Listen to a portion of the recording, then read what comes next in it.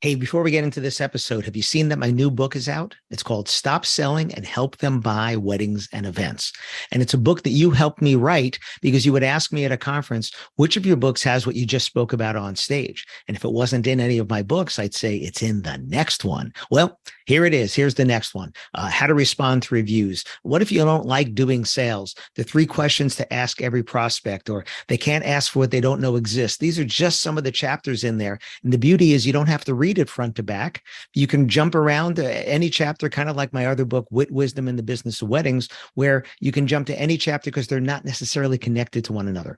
And if you want to get free shipping on a paperback copy, go to shopalanberg.com and use the coupon code podcast. That's shopalanberg.com. Use the coupon code podcast. Get free shipping on me. Otherwise, it's on Audible. It's on Kindle. And if you go to podcast.allenberg.com, the links are all there as well.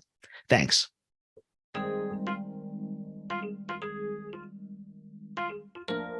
What story are you telling yourself? Listen to this episode. See what I'm talking about. Welcome to another episode of the Wedding Business Solutions Podcast. I'm your host, Allen Berg. I'm a speaker, author, sales trainer, website reviewer, and I help businesses like yours sell more, profit more, and have more fun doing it. Enjoy this episode. Hi, it's Allen Berg. Welcome back to another episode of the Wedding Business Solutions Podcast. I had written down a note to talk about this based upon Brené Brown's book, Dare to Lead, where she used the phrase, the story I'm telling myself. And then just today, an article came across my my email in the New York Times about using this same phrase when you're having disagreements with your significant other, with your partner, or anything like that. And I was thinking about how this applies to business. So let's just talk about the context of this. If you're the story that was in the New York Times article was a woman, she was in her kitchen and she was calling into the next room for her husband to help her clean up in the kitchen. And he didn't respond. And she called again, he didn't respond. So she's just making up this story in her head about how he just doesn't care and he just thinks it's a woman's job and all this kind of stuff.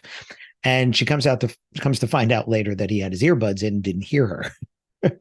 But the story she was telling herself was all of these things about why he didn't want to help and how he wasn't being helpful and how he was thinking it was her work and stuff like that. And Brené Brown talked about something similar in her book where she had something with her husband. And rather than just going and saying, why didn't you do this? Or why did you do this? Or say this or whatever, she said, this is the story I'm telling myself about what happened. Is that what really happened? Or tell me what happened. Is that the truth? And the article in the Times talks about this is what I said, I saw, or this is what I heard. And then you go on to say, well, then this is what I made up about it in my head. And then this is how I felt. And then this is what would make me feel better. So in the terms of work and what we do in our lives, start thinking about where you make assumptions about what is going to happen, what might have happened, what did happen, what could happen, instead of what really did happen or what really might happen.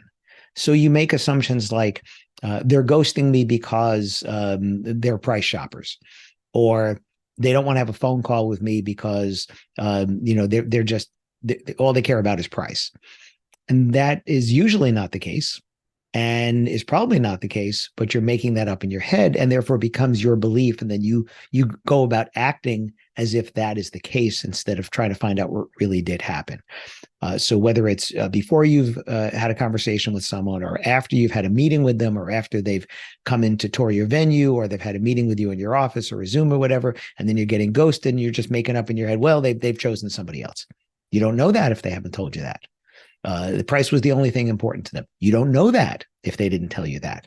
So what is the story that you're telling yourself, as opposed to trying to find out what the real answer is in many, many different situations? The reason someone chose someone else instead of you, the reason that they're not responding to your messages, the reason that when you present something to someone and it falls flat on them and you're thinking, well, we're just not a good fit. Well, maybe they didn't understand.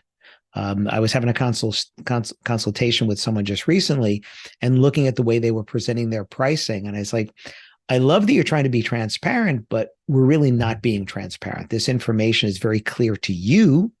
The story you're telling yourself is that it's easy, it's clear, it's right here, when in reality, it's not. Because to someone who's not involved in your business every day, who doesn't understand how you do your pricing, who doesn't understand what is and what isn't included, it's not clear to us on the outside. That's that curse of knowledge you've probably heard me and other people speak about, where once you know something, it's hard to imagine what it's like to not know it, to go about your life as if you didn't know it. So the story you're telling yourself is, well, it's them, it's not me, because this is very clear, when it's not. And that happens a lot. I've been married long enough to know that if my wife asks me something and I don't understand, I will ask another question instead of just going about it the story I'm telling myself. And we just had this the other day. I'm not going to get into the specific situation, but she was, I was going to say, how should I put it? She was admonishing me for having done something that, and she was going with the reasons why, when I was like, I wasn't clear about this. Like, that was clear to you, that wasn't clear to me. And that's why this is happening. But again, the story she was telling herself was something that wasn't the story as I understood it. Now, does that mean that she's right and I'm wrong? I'm right and she's wrong? No, it just means we're looking at it differently.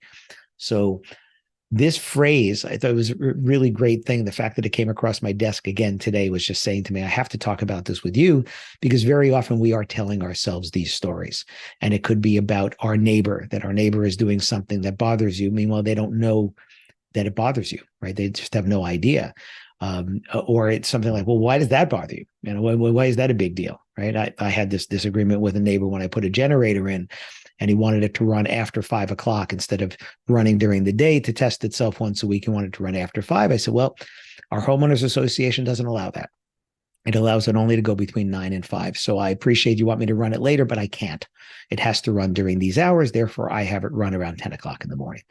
So the story he was telling himself is, well, you do this later. You're just doing this to bother me. But if you did it later, it wouldn't bother. Okay, well, that was his story, not mine. Mine was I was following the rules. So we do this all the time. We make these assumptions and we read into things. One of the stories, I was listening to a book and they were talking about this. Somebody cuts you off in traffic, and the story you're telling yourself is, oh, they're a jerk, or they're just trying to kill everybody or whatever. When maybe the real story was that person had just found out that their child was in the hospital, was in an accident in the hospital, and they were rushing to get there. Would you have felt the same way about that if you knew that was what was going on? Or would have you said, let me get out of the way and let them go, right? Again, is it likely the case? Probably not, but you don't know. You don't know. Have you ever been rushing to get somewhere for a really good reason? And maybe you cut somebody off, and maybe that person flipped you the bird, told you were number one. Maybe because they don't know your story. So yeah, sometimes people are just being jerks, and sometimes there's a really good reason for why they cut you off. And we have to remember that it's our choice on how to react to that. It's our choice to say, and what I usually do in traffic is like, you know what? Listen, just don't kill the rest of us. Just go. If it's that important to you, just go. Let me get out of the way. You just go. And that's a choice, because it's also a choice to, do road rage. And it's a choice to make these stories up in our heads. And then we get to a place where we don't need to be. It's wasted. So think about this the next time you're making assumptions about what somebody did, didn't do, might do, could have done, should have done, whatever. What's the story you're telling yourself? And maybe the way to approach it is to say to them, hey, listen, this is what I just saw. This is what just happened. The story that I'm telling myself is that this is what's going on. Is that it? Right? It's a less confrontational way to have that discussion. And the other person might be like, hey, I'm really sorry. I didn't realize that I did that, or I didn't realize that affected you or other people. I'm sorry. Right? Maybe that be the reaction instead. And you, without having a confrontation, you just have a discussion about it. So the story I'm telling myself is that I hope this can help you. So please let me know. Thanks for listening to this episode of the Wedding Business Solutions podcast. If you liked it, please subscribe to this channel and post a review on your chosen platform, Apple Podcasts or whichever one. If you have any questions about anything in this episode or any of my episodes, email me directly at alan@weddingbusinesssolutions.com or visit my website, alanberg.com, AlanBerg.com. If you have any suggestions for future topics or guests that you'd like to see, please again email me or visit my website. Thanks for listening.